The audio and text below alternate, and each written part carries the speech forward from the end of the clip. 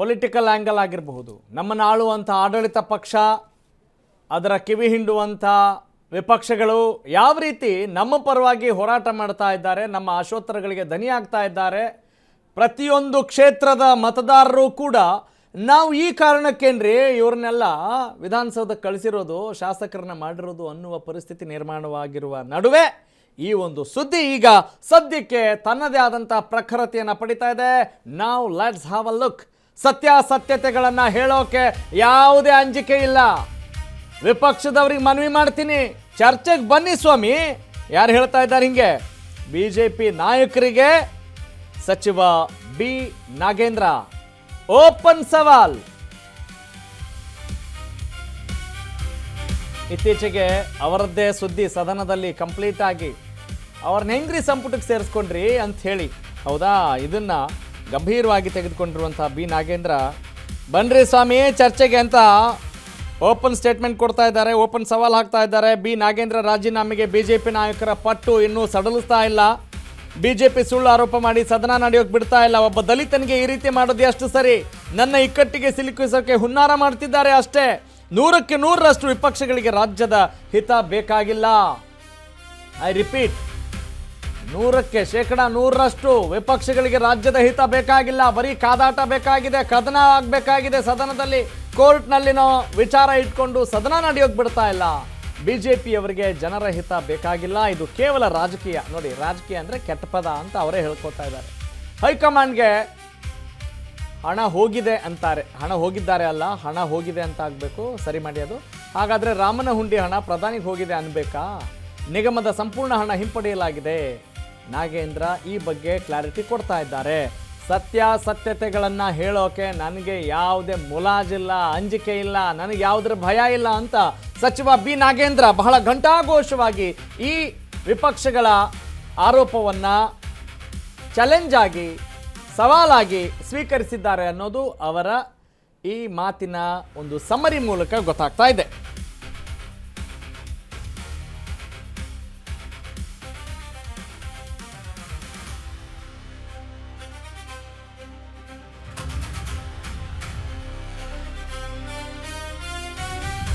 S, ಈಗ ಬಹಳ ದೊಡ್ಡ ಮಟ್ಟದ ತಿರುವುಗಳನ್ನು, ಕಾವನ್ನು ಪಡೆದುಕೊಳ್ತಾ ಇರುವಂಥ ಸದ್ಯದ ಸುದ್ದಿ ಏನು ಅಂತ ಹೇಳಿದರೆ, ಬಿ ನಾಗೇಂದ್ರ ವಾಲ್ಮೀಕಿ ನಿಗಮ ಮಂಡಳಿಯಲ್ಲಿ ಆಗಿರುವಂಥ ಅವ್ಯವಹಾರಗಳಿಗೆ ಇವರೇ ನೇರವಾದ ಹೊಣೆಗಾರರು. ಹಾಗಾಗಿ ಇವರು ಆರೋಪಿ ಅಲ್ಲ, ಅಪರಾಧಿ ಅನ್ನೋ ಮಟ್ಟಕ್ಕೆ ವಿಪಕ್ಷಗಳು ಈಗ ಇವ್ರ ವಿರುದ್ಧ ಹರಿಹಾಯ್ತಾ ಇದ್ದಾರೆ, ಕತ್ತಿ ಮಸಿತಾ ಇದ್ದಾರೆ.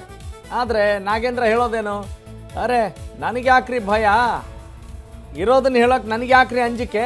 ಸತ್ಯಾಸತ್ಯತೆಗಳನ್ನು ಹೇಳ್ತೀನಿ, ನಾನು ಮನವಿ ಮಾಡ್ತೀನಿ, ಬನ್ನಿ ಸ್ವಾಮಿ ಚರ್ಚೆಗೆ. ಏನಾಯಿತು, ಪಿನ್ ಟು ಪಿನ್ ಇಂಚು ಮಾಹಿತಿ ಕೊಡ್ತೀನಿ ಅನ್ನೋ ರೇಂಜಲ್ಲಿ ಬಿ ನಾಗೇಂದ್ರ ಅವರು ಮಾತನಾಡ್ತಾ ಇದ್ದಾರೆ. ಹೌದಾ? ಅದರ ಜೊತೆಗೆ ಅವ್ರು ಏನು ಹೇಳ್ತಾ ಇದ್ದಾರೆ? ಬಿಜೆಪಿಯವರಿಗೆ ರಾಜ್ಯದ ಹಿತ ಬೇಕಾಗಿಲ್ಲ, ಸದನ ಸರಿಯಾಗಿ ನಡೆಯೋಕೆ ಬಿಡಬಾರ್ದು ಅನ್ನೋದೇ ಅವ್ರ ಉದ್ದೇಶ ಅಂತ ಹೇಳ್ತಾ ಇದ್ದಾರೆ.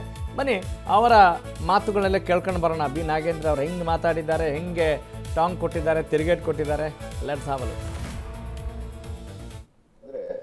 ಇವತ್ತು ಆ ಜಾಗಕ್ಕೆ ಹೋಗಿ ಈ ಮನುವಾದಿಗಳು ಹೋಗ್ಬಿಟ್ಟು ಇವತ್ತು ಅಲ್ಲಿ ಆ ಜಾಗವನ್ನ ಶುದ್ಧೀಕರಣ ಮಾಡ್ತಾರಂದ್ರೆ, ಇವತ್ತು ನನಗನ್ಸುತ್ತೆ ಇವತ್ತು ಈ ದೇಶದಲ್ಲಿ ಇನ್ನ ವರ್ಣ ಪದ್ಧತಿ ಇದೆ ಅನ್ನುವಂಥ ವಿಚಾರವನ್ನು ತಿಳಿಸ್ಲಿಕ್ಕೆ ನಾನು ಬಯಸ್ತೀನಿ. ನಾನು ಇವತ್ತು ಸಂವಿಧಾನದ ಪದ್ಧತಿಯಲ್ಲಿ ಇಲ್ಲ, ನಾವು ವರ್ಣ ಪದ್ಧತಿಯಲ್ಲಿ ಇನ್ನು ಮುಂದುವರಿಸ್ಕೊಂಡು ಹೋಗ್ತಾ ಇದೀವಿ. ಅಂತ ಒಬ್ಬ ನಾಯಕರಿಗೇನೆ ಇವತ್ತು ಒಬ್ಬ ಅತ್ಯಂತ ಹಿರಿಯ ನಾಯಕರು ಮತ್ತು ಪ್ರಧಾನಿಗೆ ಸರಿಸಮಾನವಾಗಿರುವಂತ ನಾಯಕರಿಗೆ ಈ ರೀತಿ ಮಾಡ್ತಾ ಇದ್ದಾರೆ. ಇನ್ನು ನನ್ನ ಮೇಲೆ ಬಿಡ್ತಾರೆ ಅವರು.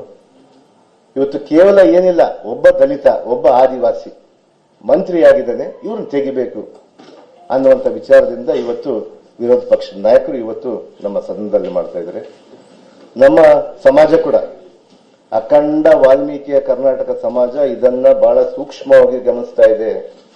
ಮಾಧ್ಯಮದ ಮೂಲಕ ನಾನು ಹೇಳಲಿಕ್ಕೆ ನಾನು ಇಷ್ಟಪಡ್ತೀನಿ ನಮ್ಮ ವಿರೋಧ ಪಕ್ಷದ ನಾಯಕರಿಗೆ. ಸುಮ್ಮನೆ ಬಿಡಲ್ಲ. ನಮ್ಮ ಸಮಾಜ ಕೂಡ ಬಹಳ ದೊಡ್ಡ ಮಟ್ಟದಲ್ಲಿ ಕರ್ನಾಟಕದಲ್ಲಿ ಬಹಳ ಶಕ್ತಿವಂತವಾಗಿದೆ. ಇವತ್ತು ಅವ್ರು ನೋಡ್ತಾ ಇದ್ದಾರೆ ಇದನ್ನ, ಯಾವ ರೀತಿ ಒಬ್ಬ ದಲಿತನ ಮೇಲೆ ಬಿಜೆಪಿ ಗದಾ ಪ್ರಹಾರ ಮಾಡ್ತಾ ಇದೆ.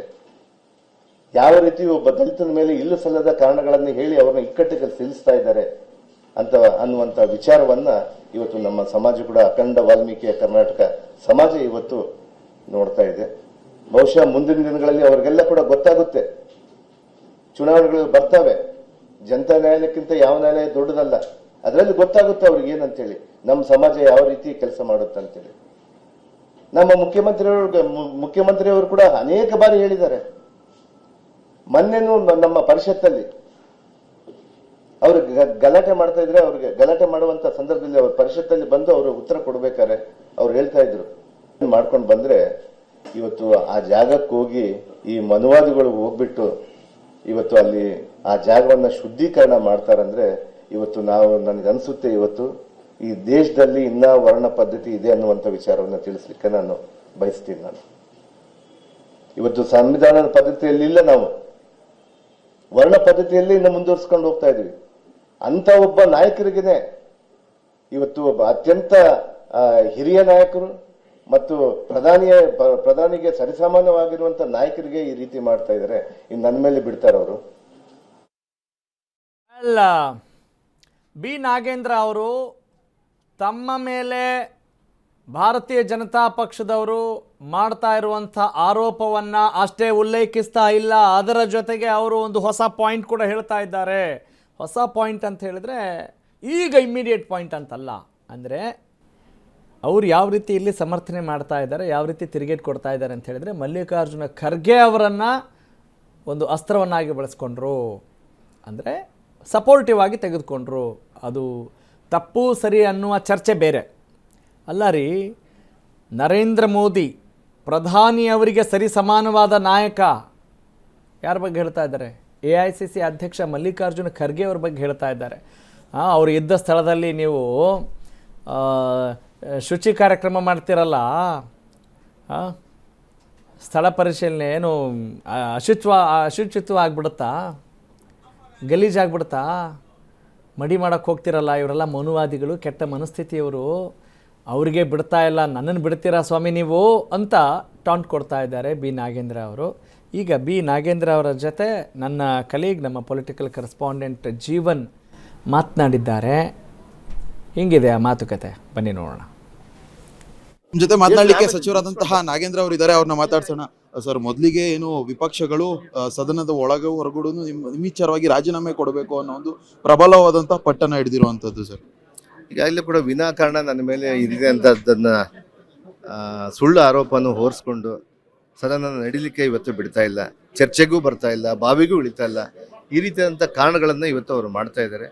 ಇವತ್ತು ನಿಜವಾಗ್ಲೂ ನನಗೆ ಒಬ್ಬ ದಲಿತನ ಮೇಲೆ ಈ ರೀತಿಯಂತ ನೋಡ್ತಾ ಇದ್ರೆ, ದಲಿತರನ್ನ ಈ ದೇಶದಲ್ಲಿ ತುಂಬಾ ಗಂಭೀರವಾದ ಇಕ್ಕಟ್ಟಿಗೆ ಸಿಗಿಸುವಂತ ಹುನ್ನಾರ ನಡೀತಿದೆ ಅನ್ನುವಂಥ ವಿಚಾರವನ್ನು ನಾನು ಹೇಳಲಿಕ್ಕೆ ನಾನು ಇಷ್ಟಪಡ್ತೀನಿ. ಸರ್, ಸದನವನ್ನ ಒಂದು ಸರ್ಕಾರ ಕರೆಯೋದು ರಾಜ್ಯದ ಜನರ ಹಿತಕ್ಕಾಗಿ, ಆದ್ರೆ ಇಲ್ಲಿ ಸದನವನ್ನೇ ನಡಲಿಕ್ಕೆ ಬಿಡ್ದಲೇ ಇರುವಂತದ್ದು ವಿಪಕ್ಷಗಳು. ಸರ್, ವಿಪಕ್ಷಗಳಿಗೆ ರಾಜ್ಯದ ಜನರ ಮೇಲೆ ಏನು ಕಾಳಜಿ ಇಲ್ವಾ ಈ ಒಂದು ವಿಚಾರದಲ್ಲಿ? 100% ಅವ್ರಿಗೆ ರಾಜ್ಯದ ಹಿತ ಬೇಕಾಗಿಲ್ಲ, ರಾಜ್ಯದ ಅಭಿವೃದ್ಧಿ ಬೇಕಾಗಿಲ್ಲ, ರಾಜ್ಯದ ರೈತರ ಹಿತ ಬೇಕಾಗಿಲ್ಲ, ಬರಗಾಲ ಪರಿಸ್ಥಿತಿಯನ್ನು ಚರ್ಚೆ ಮಾಡಲಿಕ್ಕೆ ಅವ್ರು ಬರ್ತಾ ಇಲ್ಲ. ಅವರು ವಿನಾಕಾರಣ ಇದು ಇಲ್ಲ ಸಲ್ಲದ ಆರೋಪಗಳನ್ನು ಇಟ್ಕೊಂಡು ಒಂದು ಸುಳ್ಳನ್ನ ಕೋರ್ಟಲ್ಲಿ ಇದೆ ಇವತ್ತು, ಅದನ್ನು ಇಟ್ಕೊಂಡು ಇವತ್ತು ಸದನ ನಡೆಸಕ್ಕೆ ಬಿಡ್ತಾ ಇಲ್ಲ ಅಂದ್ರೆ ಅವರ ಧೋರಣೆ ಹೆಂಗಿದೆ ನೋಡಿ. ಇವರು ನಮ್ಮ ಕರ್ನಾಟಕ ರಾಜ್ಯದ ಜನತೆ ಮೇಲೆ ಯಾವ ರೀತಿಯಾದಂಥ ಉದ್ದೇಶಗಳನ್ನು ಇಟ್ಕೊಂಡಿದ್ದಾರೆ, ಕೇವಲ ರಾಜಕೀಯ, ಈ ಸದನ ನಡೆಸ್ಲಿಕ್ಕೆ ಬಿಡ್ಕೂಡ್ದು ಅನ್ನುವಂಥ ವಿಚಾರವನ್ನು ಅವ್ರು ಮಾಡ್ತಾ ಇದ್ದಾರೆ. ಇವತ್ತು ನಿಜವಾಗ್ಲೂ ನಮ್ಮ ವಿರೋಧ ಪಕ್ಷದವರು ನಾನು ಮನವಿ ಮಾಡ್ತೀನಿ, ಚರ್ಚೆಗೆ ಬನ್ನಿ ಸ್ವಾಮಿ, ಚರ್ಚೆ ಮಾಡೋಣ ಅಂತ, ಚರ್ಚೆಯಲ್ಲಿ ನಾವು ಪಾಲ್ಗೊಳ್ಳೋಣ ಅಂತ, ಸತ್ಯತೆಗಳನ್ನು ಹೊರಗಿಡೋಣ ಅಂತ, ಬೆಳಕು ಚೆಲ್ಲೋಣ ಅನ್ನೋ ವಿಚಾರವನ್ನು ತಿಳಿಸ್ತಾ ಇದ್ದೀನಿ. ಕೋರ್ಟಲ್ಲಿ ಇರುವಂಥ ಪ್ರಕರಣಕ್ಕೆ ನಾನು ಆಲ್ರೆಡಿ ಅಪರಾಧಿಯನ್ನು ಆ ರೀತಿಯಾಗಿ ಮಾಡ್ತಾ ಇದ್ದೀರಲ್ಲ, ಇದು ಯಾವ ನ್ಯಾಯ ಸ್ವಾಮಿ? ಸಂವಿಧಾನದ ಹಕ್ಕಲ್ಲಿ ನನಗೆ ಕೊಟ್ಟಿದೆ, ಫಂಡಮೆಂಟಲ್ ರೈಟ್ ಇದೆ ನನಗೆ. ಬೇಲ್ ತೊಗೊಂಡು ಬಂದಿದ್ದೀವಿ. ಎಷ್ಟು ಜನದ ಮೇಲೆ ಬೇಲಲ್ಲಿ ಇದ್ದಾರೆ, ಎಷ್ಟು ಜನ ಮೇಲೆ ಗಂಭೀರವಾದಂಥ ಪ್ರಕರಣಗಳಿದ್ದಾವೆ ಇವತ್ತೆಲ್ಲ ದೇಶದಲ್ಲೆಲ್ಲ ನಾವು ನೋಡ್ತಾ ಇದೀವಲ್ಲ.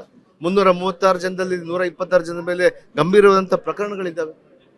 BJPಯ ಆಡಳಿತ ಪಕ್ಷದಲ್ಲಿ ಇರುವಂಥವ್ರು, BJPಯ ರೂಲಿಂಗ್ ಇರುವಂಥವ್ರು 336 ಜನ ಮಂತ್ರಿಗಳಿದ್ದಾರೆ. ಅದರಲ್ಲಿ 126 ಜನ ಕೇಂದ್ರ ಮಂತ್ರಿಗಳ ಸಮೇತ 126 ಜನದ ಮೇಲೆ ಗಂಭೀರವಾದ ಪ್ರಕರಣಗಳಿದ್ದಾವೆ.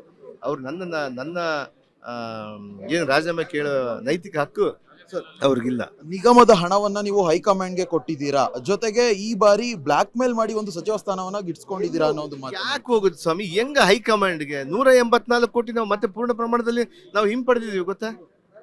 ನೂರಕ್ಕೆ 100ರಷ್ಟು ನಾವು ಹಿಂಪಡೆದಿದ್ದೀವಿ. ಅದು ನಿಗಮಕ್ಕೂ ಟ್ರಾನ್ಸ್ಫರ್ ಆಗ್ತಾ ಇದೆ, ಕೋರ್ಟಲ್ಲಿ ಇದೆ, ಕೋರ್ಟಿಂದ ನಾವು ಅದನ್ನು ಬಿಟ್ಕೊಡು ತಗೊಂಡೋಗಿ ಅಂತ ಹೇಳಿದ್ದಾರೆ. ಇನ್ನು ಯಾವ ಹೈಕಮಾಂಡ್ ಕೊಡ್ತೀವಿ ಸ್ವಾಮಿ? ಹಂಗಾದ್ರೆ ರಾಮನ ಉಂಡಿಯಲ್ಲಿ ಕದ್ದಿದ್ದಂಥವ್ರು ಪ್ರಧಾನಮಂತ್ರಿಗೆ ಹೋಗಿದೆ ಅಂತ ಹೇಳಿ ಹೇಳ್ಬೇಕಾ ನಾವು? ಇಡೀ ದೇಶಕ್ಕೆ ಗೊತ್ತು ಅದು ಯಾರಿಗೋಗಿದೆ ಹೋಗಿದೆ ಅಂತೇಳಿ, ಇಡೀ ದೇಶದ ಯುವಜನತೆಗೆ ಗೊತ್ತು ಯಾರಿಗೋಗಿದೆ ಹೋಗಿದೆ ಅಂತೇಳಿ. ಸರ್, ಜೊತೆಗೆ ನಾಗೇಂದ್ರ ಅವರು ಈ ಒಂದು ಬಾರಿ ಚರ್ಚೆಗೆ ಬಂದಂತಹ ಸಂದರ್ಭದಲ್ಲಿ ಪ್ರಬಲವಾದಂತಹ ಆಪೋಸಿಷನ್ ಪಾರ್ಟಿನ ಎದುರಿಸ್ತೀರಾ ಸರ್ ಸದನದೊಳಗಡೆ? 100% ನನ್ನ ಸತ್ಯತೆಯನ್ನು ಹೇಳಲಿಕ್ಕೆ ಯಾವುದೇ ಒಂದು ಅಂಜಿಕೆ ಇಲ್ಲ, ಭಯ ಇಲ್ಲ.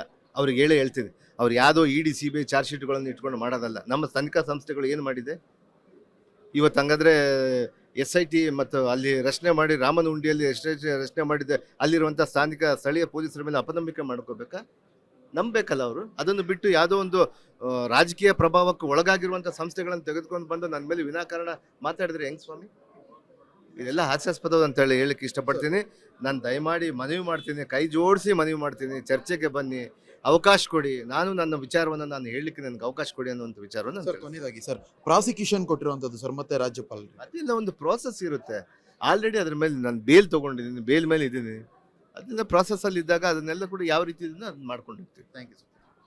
ಇದಿಷ್ಟು ಸಚಿವ ನಾಗೇಂದ್ರ ಅವರ ಮಾತಾಗಿರುವಂಥದ್ದು. ಕ್ಯಾಮ್ರಾ ಪರ್ಸನ್ ನಿಶಾಂತ್ ಜೊತೆ ಜೀವನ್, ಅಶ್ವವೇಗ ನ್ಯೂಸ್, ಬೆಂಗಳೂರು. ನಮ್ಮ ಜೊತೆ ಮಾತನಾಡಿ okay, B Nagendra Ashwavega news ಜೊತೆ ಮಾತನಾಡಿದರು.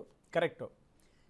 ಈಗ ಅವ್ರಿಗೆ ಅವ್ರದ್ದೇ ಆದಂಥ ಹಕ್ಕಿದೆ, ಸ್ವಾತಂತ್ರ್ಯ ಇದೆ, ವಾಕ್ ಸ್ವಾತಂತ್ರ್ಯ ಇದೆ, ಮಾತನಾಡಿದ್ದಾರೆ. ಹೌದು, ನಾನೀಗ ಆರೋಪಿ ಸ್ಥಾನದಲ್ಲಿದ್ದೀನಿ, ನಿಜ. ಸತ್ಯಾಸತ್ಯತೆ ಏನು ಅನ್ನೋದು ನಾನು ಯಾಕೆ ಹಿಂಜರಿಲಿ? ಕೋರ್ಟಲ್ಲಿ ನಿರ್ಧಾರ ಆಗುತ್ತೆ. ಹಾಗಂತ ನಾನು ಮಂತ್ರಿ ಆಗಬಾರ್ದು ಅಂತ ರೂಲ್ಸ್ ಇದೆಯಾ ಅನ್ನೋ ಮಾತನ್ನು ಹೇಳಿದರು. ಅದರ ಜೊತೆಗೆ okay, that's left to him. ಮತ್ತೊಂದು ಮಾತನ್ನು ಹೇಳ್ತಾರೆ. ಪ್ರಧಾನಿ ನರೇಂದ್ರ ಮೋದಿ ಅವರ ವಿಚಾರವನ್ನು ಪ್ರಸ್ತಾಪ ಮಾಡಿದ್ದಾರೆ. ಆಮೇಲೆ ಅಯೋಧ್ಯೆಯಲ್ಲಿ ರಾಮನ ಹುಂಡಿಯಲ್ಲಿ ಹಿಂಗೆ ಕಳುವಾಯಿತು, ಯಾವ ರೀತಿಯಲ್ಲಿ ಚೋರಿ ಆಯಿತು, ಕಾಣಿಕೆ ಅಮೌಂಟು, ದೇಣಿಗೆ ದುಡ್ಡು ಅಂತ.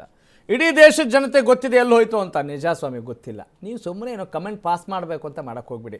ನೀವು ಬೇರೆ ಇಲ್ಲಿಯ ವಿಪಕ್ಷಕ್ಕೆ, ಭಾರತೀಯ ಜನತಾ ಪಕ್ಷಕ್ಕೆ ಉತ್ತರ ಕೊಡಬೇಕಾ? ನೋಡ್ರಿ, ನಾನು ಅಪರಾಧಿ ಅಲ್ಲ, ಬೇಲ್ ಮೇಲೆ ಇದ್ದೀನಿ, ಜಾಮೀನು ಮೇಲೆ ಇದ್ದೀನಿ, ನಾನೇನು ಸಚಿವ ಆಗಬಾರ್ದು ಅಂತಿಲ್ಲ, ಅದಕ್ಕೆ ನೀವು ಸಮರ್ಥನೆ ಕೊಡ್ತೀರಾ? ಕೊಡಿ. ಅದ್ರ ಜೊತೆಗೆ ದೇಶದ ಜನತೆಗೆಲ್ಲ ಗೊತ್ತಿದೆ, ನಮಗೆ ಗೊತ್ತಿಲ್ಲ. ಸುಮ್ಮನೆ ಕಮೆಂಟ್ ಪಾಸ್ ಮಾಡಬೇಡಿ. Okay, that is the point. ಎಲ್ಲರೂ ನಿಮ್ಮ ಸಂರಕ್ಷಣೆಗೆ, ಸುರಕ್ಷತೆಗೆ, ನಿಮ್ಮ ಸ್ವಾರ್ಥಕ್ಕೆ ನಮ್ಮನ್ನೆಲ್ಲ ಎಳಿಬೇಡಿ, ನಮ್ಮ ಜನರನ್ನ ಎಳಿಬೇಡಿ ಅನ್ನೋದು ನಿಮ್ಮ ಹತ್ರ ಮನವಿ. ಓಕೆ, ನೀವು ಅದೇನು ಫೈಟ್ ಮಾಡ್ಕೊಳ್ತೀರಾ ಮಾಡಿ, ಯು ಹ್ಯಾವ್ ರೈಟ್. ಓಕೆ.